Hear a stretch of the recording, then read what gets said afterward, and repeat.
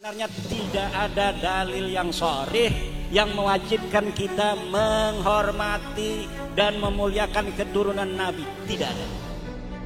Tidak ada dalil yang sharih. Kenapa di kalangan NU kok ada, di kitab-kitab kalangan NU tasawuf? Kami adalah majikan kalian. Kami adalah pemilik bangsa. Kami adalah pemilik kedaulatan Indonesia. Karena di dalam tubuh kami mengalir darah suci kakek kami Rasulullah. Diam saudara.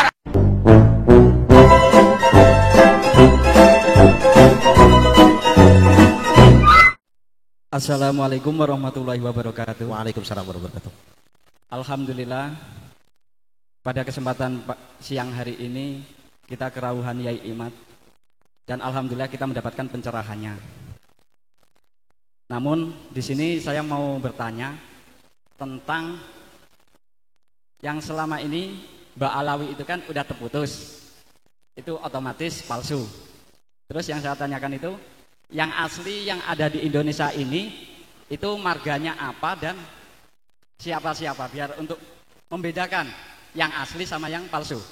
Selanjutnya, kalau sudah ada yang asli, kita responnya bagaimana, manggilnya apa, langkah kita bagaimana. Seterusnya, kalau emang yang asli itu emang asli, apakah kita itu wajib memanggil dengan sebutan Habib gitu?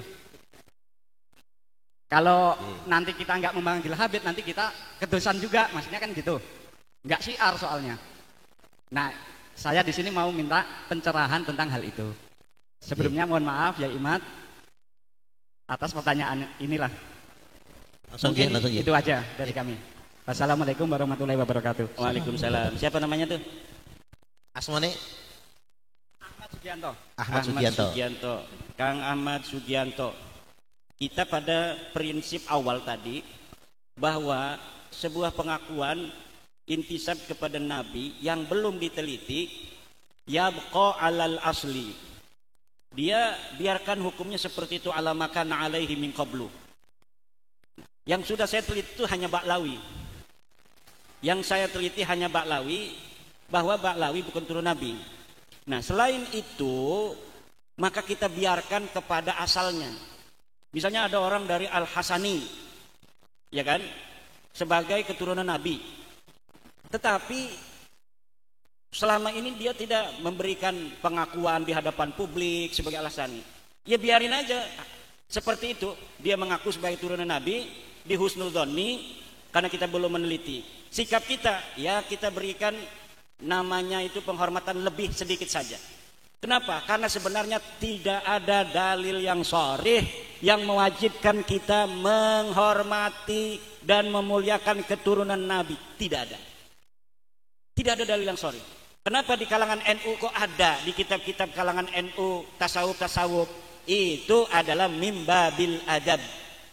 Mimbabil adab. Adab itu tidak masuk syara.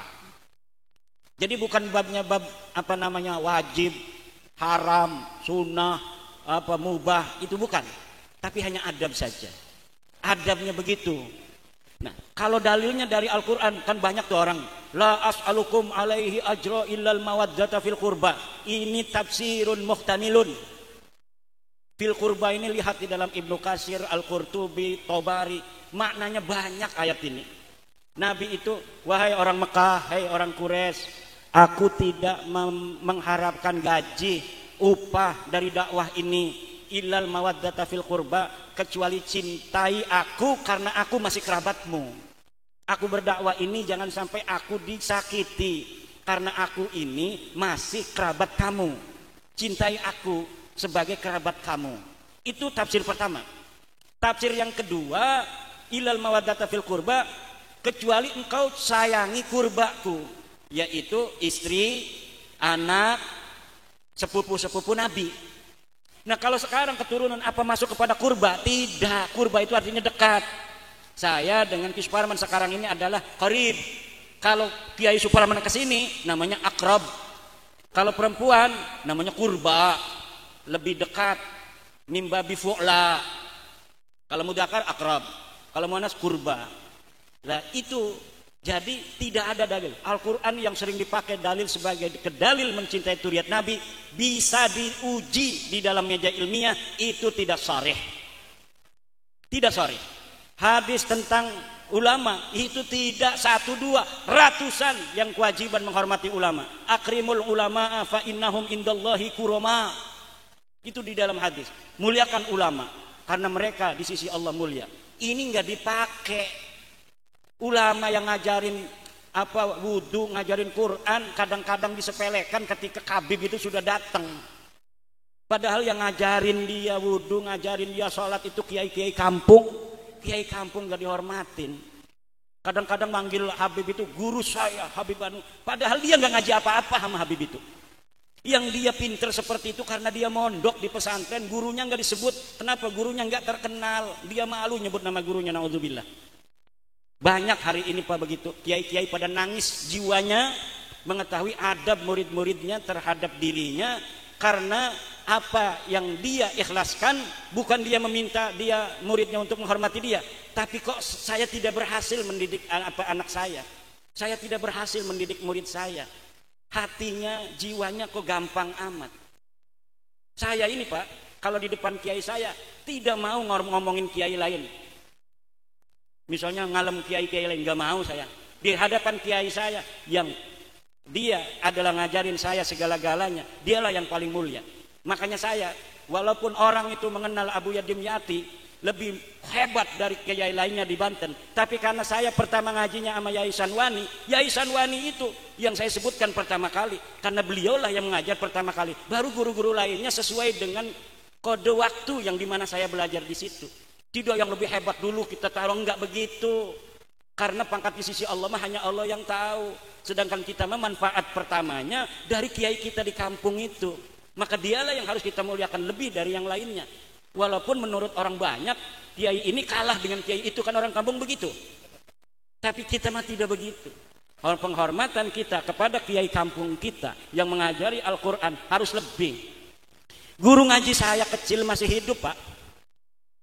Dia ustadz di kampung, masih jadi ustadz aja begitu aja sampai sekarang. Tapi saya tidak mau hadarat kalau ada dia. Kenapa? Orang saya bisa baca Quran karena dia kok. Tapi orang yang ngundang saya itu maunya saya yang baca hadarat. Untuk hadarat pimpinan pondok pesantren Nahdlatul Ulum Kiai Madudin, enggak mau. Saya pegang speaker, saya kasihin guru saya itu. Walaupun tuan rumah itu menyuruhnya saya. Kenapa? Saya bisa hadarat Al-Fatihah karena guru saya kok. Mbah Khalil Bangkalan naik dokar kudanya itu dari Bima, turun langsung pas nanya dari Bima kudanya itu. Kenapa? Karena gurunya dari Bima, Al-Bima. Nggak mau dia berada di atas gurunya walaupun hanya kudanya yang menggunakan nama Bima. Itu akhlak adab saja. Luar biasa kiai-kiai kita. Ya, makanya sekarang ini banyak yang aneh gara-gara ada doktrin-doktrin. Coba doktrinnya tuh. Pengasuh pondok pesantren Darul Lughah wa Da'wah Mbah Harun itu ada di video di YouTube.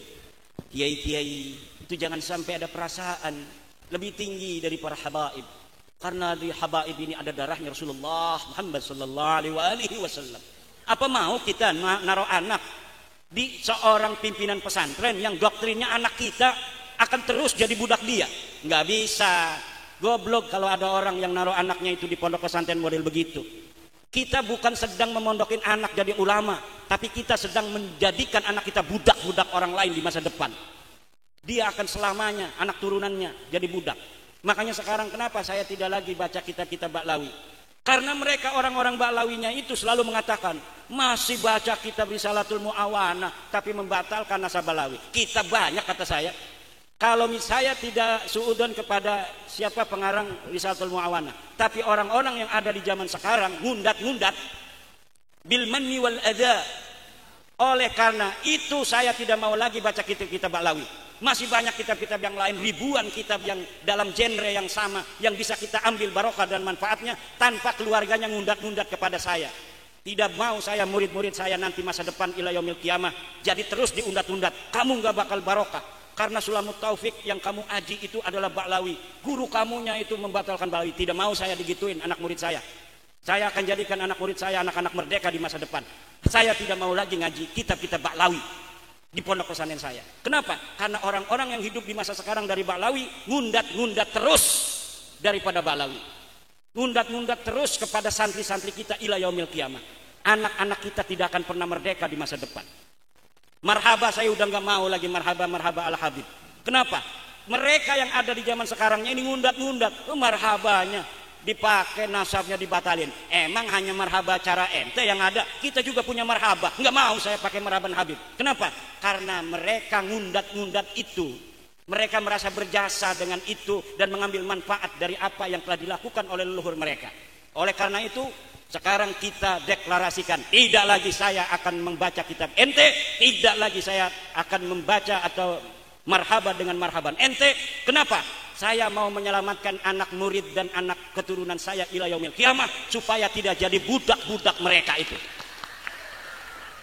Wallahu wal muwaffiq ila aqwamit thoriqin. Wassalamualaikum warahmatullahi wabarakatuh.